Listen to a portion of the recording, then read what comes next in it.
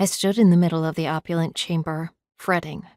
My lips were chapped, and I chewed on a loose bit of skin, a bad habit that would lead to bleeding if I didn't stop.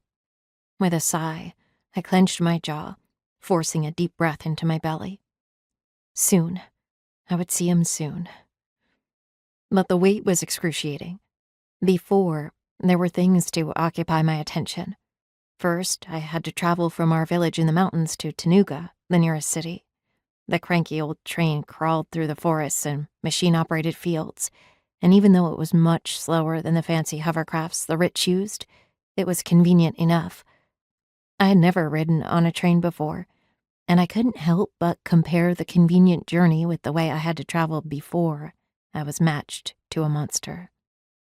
We were too poor for trains, and on the rare occasions when we had to get to the city, we went on foot. The journey took 3 days. Like when I went to give my blood sample at the temple, I walked all the way, propelled by the wild hope of being matched to someone. My only supplies were a bottle of water and a pack of dry bread to nibble on. My brother insisted I take some cheese, too, but Daisy was still malnourished, according to the village nurse.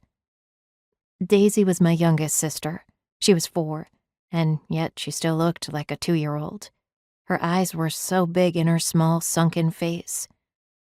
I made her eat all the cheese before I left. When I came back after giving my sample to the temple, I was so starved, I didn't feel hunger anymore. Thankfully, they found my match almost at once. The letter came announcing my destination, a train ticket attached. Of course, there was no information about who my match was.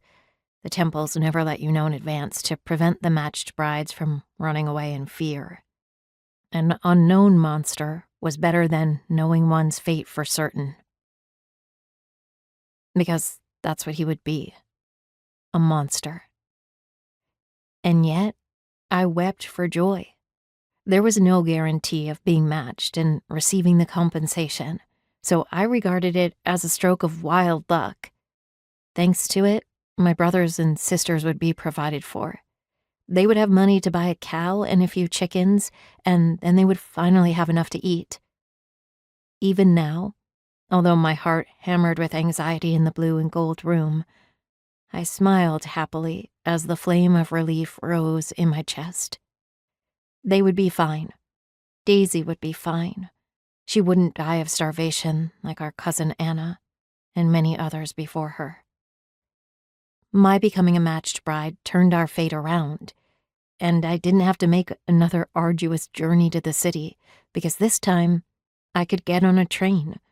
The journey that took 3 days on foot took 3 hours on the train. The temple provided the ticket, food during the journey, and the clothes I now wore.